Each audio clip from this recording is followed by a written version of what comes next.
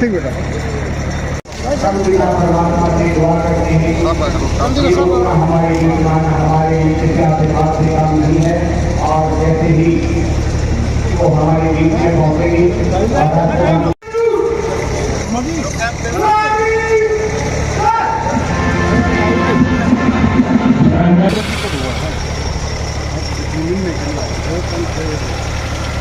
आदरणीय कामिनी महोदय दान करते हैं।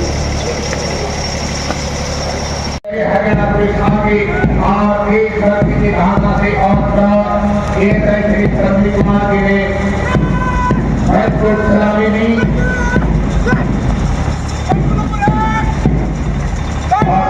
महोदय श्री पवन कुमार जी का माननीय एसपी महोदय श्री विमल नागर जी और माननीय श्री अमित सिंह जी एसीपी सोनीपत ने सलामी को स्वीकार किया और हेमाली व्यवस्था को जोड़ने और आशीर्वाद दिया।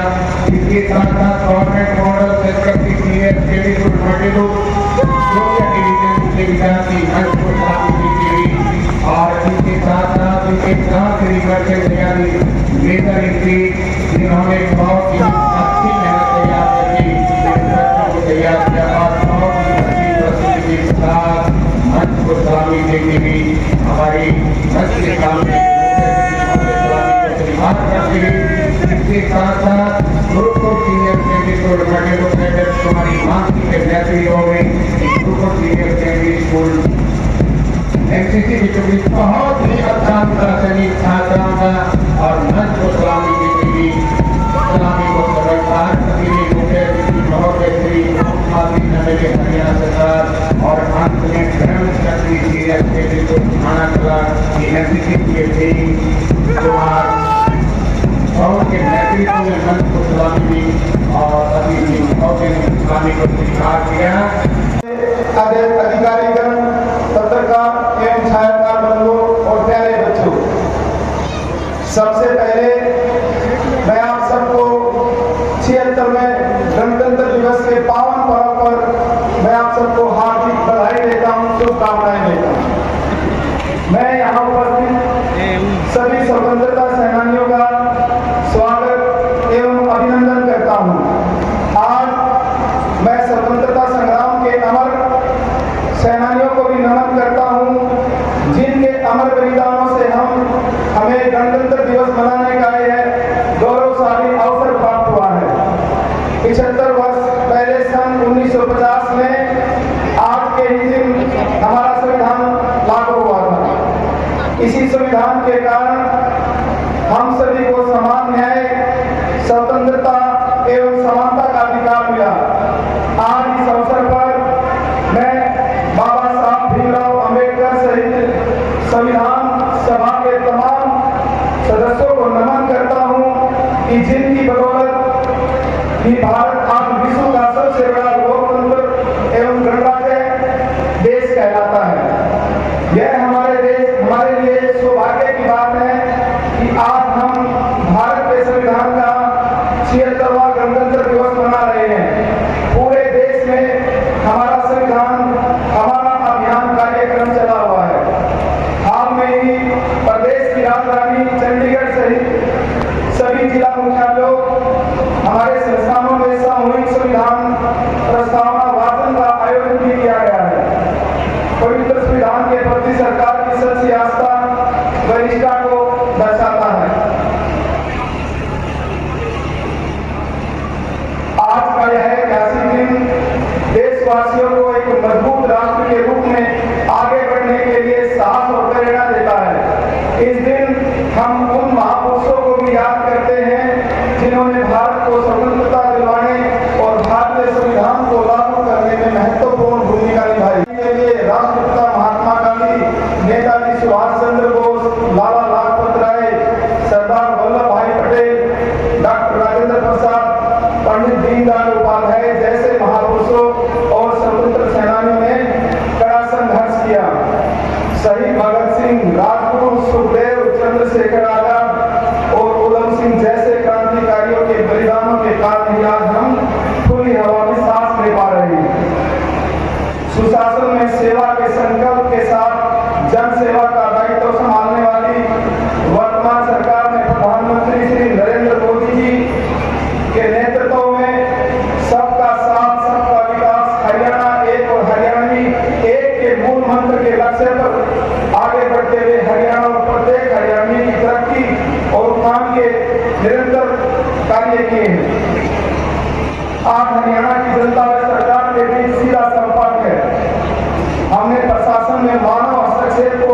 न्यूनतम करने के लिए IT का बड़े पैमाने पर सफल प्रयोग किया है। आज हर घर सरकारी योजना के पारदर्शी तरीके से लागू किए जाने से घर बैठे गरीब परिवार की बेटी की शादी, चाहे सुगुन की बात हो, चाहे बुजुर्ग विधवा या दिव्यांग की पेंशन की या BPL कार्ड की या चिरायु कार्ड के लाभ की बात हो, चाहे किसानों की फसल का एक क्लिक से DBT के माध्यम से उनके खाते में पैसे देने की बात हो, सरकार ने कृषि, उद्योग, व्यापार, रोजगार, शिक्षा, चिकित्सा, हर क्षेत्र में ई-गवर्नेंस के माध्यम से क्रांतिकारी बदलाव किए हैं। जिस प्रकार परिवार पहचान पत्र के डाटा से विभिन्न योजनाओं का लाभ आप घर बैठे आप सबको मिल रहा है, उसी प्रकार कृषि के क्षेत्र में भी मेरी फसल मेरा ब्यौरा पोर्टल बनाकर किसान कल्याण की अनेक योजनाओं को इसके साथ जोड़ा गया। हमने गांव के विकास में महिलाओं की भागीदारी सुनिश्चित करने के लिए पंचायती राज संस्थाओं में महिलाओं को 50% की हिस्सेदारी का प्रतिनिधित्व दिया। समानता योजना के तहत प्रदेश को लाल डोरा बनाना व महिलाओं की आजीविका के अवसर बढ़ाने के लिए 1/3 राशन डिपो को महिलाओं को देने का प्रावधान किया। अटल किसान मजदूर कैंटीन व रीता बिक्री केंद्रों का संचालन भी हमारी मातृशक्ति को हमने सौंपने का काम किया। बहन बेटियों को उच्च शिक्षा की सुविधा प्रदान करने के लिए सरकार ने 20 किलोमीटर के एरिया में कॉलेज स्थापित किए। मेरे युवा साथियों को बताते हुए मुझे बहुत ही खुशी हो रही है कि विधानसभा चुनाव के दौरान जब हरियाणा कर्मचारी चयन आयोग द्वारा ग्रुप C के लगभग 25,000 से अधिक अभ्यर्थियों का परिणाम घोषित किया गया, तो माननीय मुख्यमंत्री जी ने वादा किया था कि वो मुख्यमंत्री के रूप में शपथ बाद में लेंगे, पहले चयनित उम्मीदवारों को उनके नियुक्ति पत्र देंगे। और मुख्यमंत्री जी ने शपथ लेते ही अपना वादा पूरा करके दिखाया और युवाओं के साथ न्याय करने का काम किया। प्रदेश में वर्ष में 2014-15 में खाद्यान्न उत्पादन में 153.54 लाख टन था, जो कि 2023-24 में बढ़कर 208.80 लाख टन हो गया।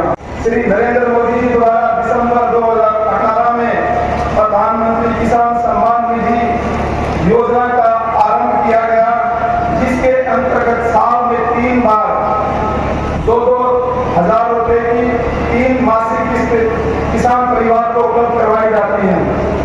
किसान हरियाणा के किसानों की 60% फसलों को MSP पे खरीदा जा रहा है। प्रदेश में 72 सिविल हॉस्पिटल, 122 सामुदायिक केंद्र और 532 प्राथमिक स्वास्थ्य केंद्रों और 2734 उप स्वास्थ्य केंद्रों में स्वास्थ्य सेवाएं प्रदान की जा रही हैं। पंचायतों, नगर निगम, नगर पालिकाओं में पिछड़ा वर्ग के लिए आरक्षण को बढ़ावा दिया गया है। वर्तमान में पंचायती राज संस्थाओं के लिए BC A वर्ग में 8% का प्रावधान था, अब BC B वर्ग के लिए भी 5% अलग से आरक्षण को लागू किया गया है।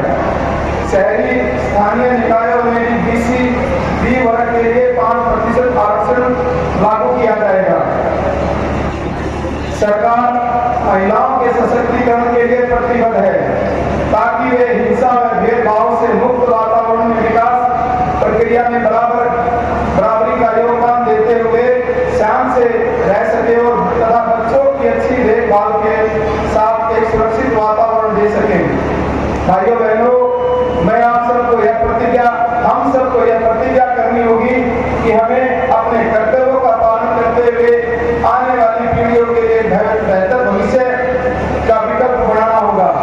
अंत में मैं आप सभी को गणतंत्र दिवस की पुनः हार्दिक बधाई एवं शुभकामनाएं देता हूँ।